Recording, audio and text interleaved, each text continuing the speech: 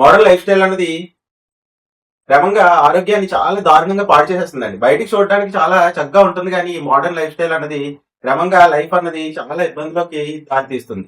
ఇంతకుముందు 60 ఏళ్ళు దాటితే గానీ ఏదో రోగం వస్తుంది, బీపీ వస్తుంది, షుగర్ వస్తుంది అలా అనుకుంటా ఉండేవాళ్ళు. అయితే ఇప్పుడు 30 కూడా రాకముందే లివర్ డిసీజులు, హార్ట్ ప్రాబ్లమ్స్, డయాబెటీస్, ఒబెసిటీలు ఇవన్నీ కూడా వచ్చేస్తున్నాయి.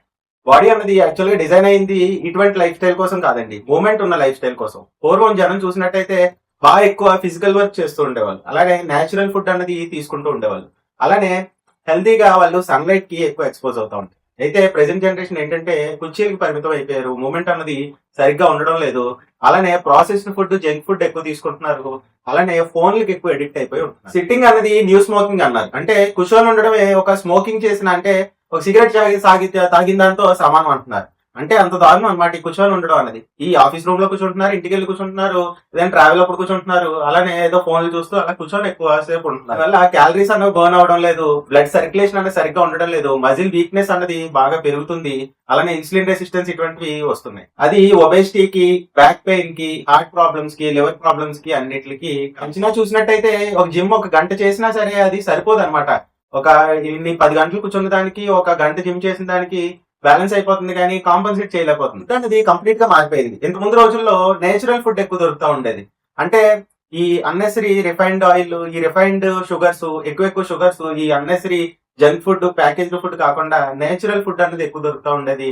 మిల్లెట్స్ అవి ఎక్కువ తింటూ ఉండేవి. ఓవరాల్ గా ఈ మోడర్న్ లైఫ్ స్టైల్ వల్ల స్ట్రెస్ అనేది పెరిగిపోతుంది, బెల్లీ ఫ్యాట్లు అనేవి బాగా పెరిగిపోతున్నాయి, స్లీప్ డిస్టర్బెన్స్ ఎక్కువ వచ్చేస్తున్నాయి, అలానే సెల్ ఫోన్ ఎడిక్ట్స్ ఎక్కువ అయిపోతున్నారు. దీనివల్ల కంప్లీట్ గా రిలేషన్షిప్స్ కూడా బ్యాడ్ అయిపోతున్నాయి. అయితే మన చేతిలో ఏముంది, ఏం చేయగలం అంటే వాకింగ్ అన్నది రెగ్యులర్ గా చేయడం అన్నది మన చేతిలో ఉన్నదే, కానీ చేయడం లేదు. కాబట్టి వాకింగ్ అన్నది ఖచ్చితంగా తీసుకోండి, ఖచ్చితంగా వాకింగ్ చేయడానికి ఎక్కువ మక్కువ చూపెట్టండి. షుగర్ అన్నది తగ్గించండి, షుగర్ తినడం కూడా మన చేతిలో ఉన్నదే, కాబట్టి షుగర్ తీసుకోవడం అన్నది ఎంత తగ్గిస్తే అంత ఆరోగ్యంగా ఉంటారు. ప్రోటీన్ రిచ్ ఫుడ్ ఎక్కువ తీసుకుంటా ఉండండి, కార్బోహైడ్రేట్ తక్కువ ఉండేటట్లా చూసుకోండి, ఎక్కువ మిడ్ నైట్స్ ఈటింగ్ అవి హ్యాబిట్స్ లేకుండా చూసుకోండి.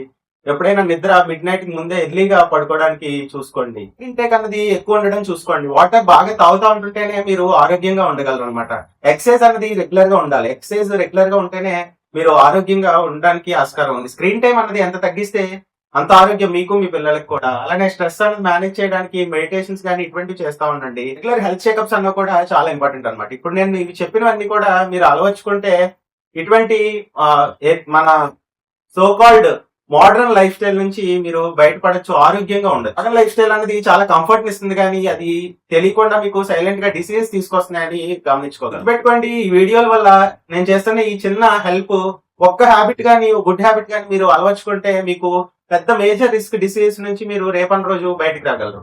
కాబట్టి ఒక్కళ్ళైనా సరే ఈ వీడియో చూసిన తర్వాత ఒక్కళ్ళైనా సరే ఆరోగ్యపు అలవాటు ఏదైనా మంచిది మీరు పెట్టుకుంటారని ఆశిస్తున్నాను. Thank you.